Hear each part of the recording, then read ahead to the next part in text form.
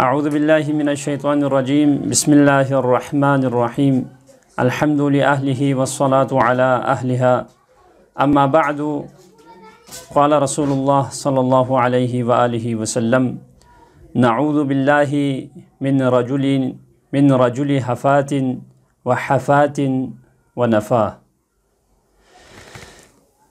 ناظرین محترم، رسول اللہ صلی اللہ علیہ وآلہ وسلم کہ اس مختصر قول میں بہت سارے معنی پایا جاتا ہے،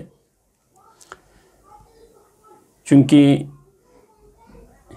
امام کا جو کلام ہوتا ہے وہ کلاموں کا امام ہوتا ہے، تو رسول اللہ صلی اللہ علیہ وآلہ وسلم کی اس مختصر سے حدیث میں خود رسول اللہ صلی اللہ علیہ وآلہ وسلم جو کہ رحمت للعالمین ہیں، پورے عالمین کے لیے رحمت بن کر آئے تھے، وہ خود 3 قسم کے لوگوں سے اللہ کی پناہ مانگ رہے ہیں۔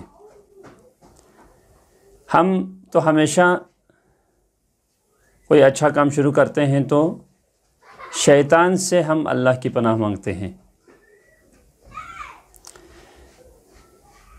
کیونکہ فاستعذ باللہ من الشیطان الرجیم کہا ہوا ہے، لیکن یہاں پر رسول اللہ صلی اللہ علیہ وآلہ وسلم 3 قسم کے لوگوں سے اللہ کی پناہ مانگ رہے ہیں۔ نعوذ باللہ من رجل حفات وحفات ونفات، یعنی ہم اللہ کی پناہ مانگتے ہیں 3 قسم کے لوگوں سے۔ وہ کون سے ہیں؟ رجل حفات سے، رجل حفات سے اور رجل نفات سے۔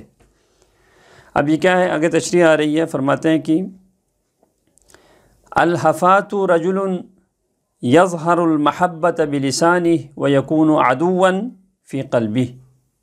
رجل حفات جو ہے، دو چشمے والا وہ حفات ہے۔ جو رجل حفات ہے وہ کیا کرتا ہے؟ اس کی کیا خصوصیت ہے؟ کہتے ہیں کہ یظہر المحبت بلسانہ، وہ اپنی زبان سے محبت کا اظہار تو کرتا ہے لیکن دل میں دشمنی رکھتا ہے۔ عین وہی کام کرتا ہے جو منافق کرتا ہے، کیونکہ منافق کی خصوصیت میں سے ایک خصوصیت یہ ہے کہ یخالف لسانہ قلبہ، کہ جس کی زبان اس کے قلب کی مخالفت کرتا ہے وہ منافق ہے۔ بالکل یہی چیز رجل حفات ہے جس سے رسول اللہ پناہ مانگ رہے ہیں، جو رحمت للعالمین بن کر آئے تھے، وہ خود پناہ مانگتے ہیں اس سے۔ یعنی رجل حفات سے مراد یہ ہے کہ زبان سے تو محبت کا دعویٰ کرتا ہے لیکن دل میں دشمنی رکھتا ہے، دل میں بغض رکھتا ہے۔ جیسے کوئی اس کو کوئی ایسا یعنی وقت مل جاتا ہے اس کے لیے تو اس کو نقصان پہنچاتا ہے، لیکن دل زبان سے کیا کرتا ہے؟ محبت کا اظہار کرتا ہے۔ رسول اللہ فرماتے ہیں میں اس بندے سے پناہ مانگتا ہوں اللہ کی۔ دوسرے نمبر پر فرمایا وَمِن رَجُلِ حَفَاتٍ، حے والا رجل حفات، فرمایا کہ والحفات هو الذي يكون كثير المقال ولا يكون الفائدة في مقالته۔ حفات وہ بندہ ہے جو بہت زیادہ بولتا ہے، جو روزمرہ زندگی میں بولتا زیادہ ہے لیکن فائدے کی بات نہیں بولتا ہے، وہ نہ خود کے لیے فائدے کی بات بولتا ہے نہ دوسروں کے لیے، یعنی فضول گوئی کرتا ہے وہ۔ اس لیے ہمیں احادیث میں زبان کی حفاظت کرنے کو کہا ہے، اور یہ جو خاموشی ہے اس کو بہت سراہا گیا ہے۔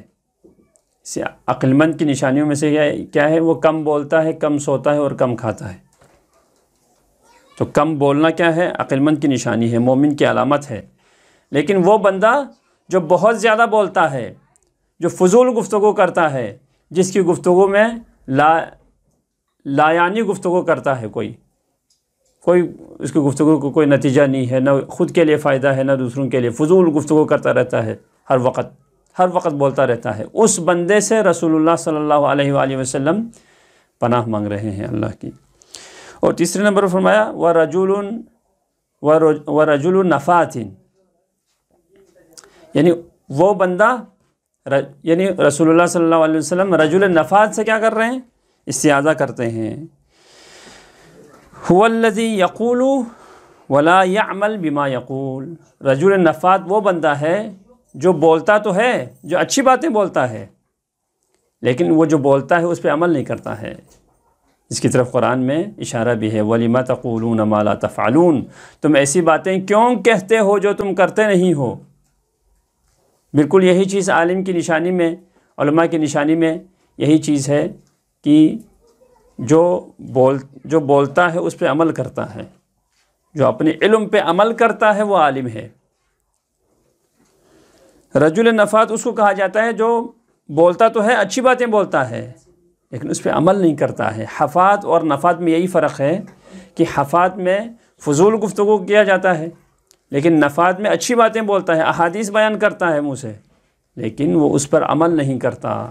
تو اس بندے سے بھی رسول اللہ صلی اللہ علیہ وسلم اللہ کی پناہ مانگ رہے ہیں۔ تو دعا کرتے ہیں بار اللہ ہمیں ان تینوں قسم کے بندوں سے بچا کے رکھ اور ان میں قرار نہ دے، اور ہمیں اپنے علم پہ عمل کرنے کی توفیق عطا فرما۔ ربنا تقبل منا انک انت السمیع العلیم، والسلام علیکم ورحمۃ اللہ وبرکاتہ۔ صل وسلم وزد وبارك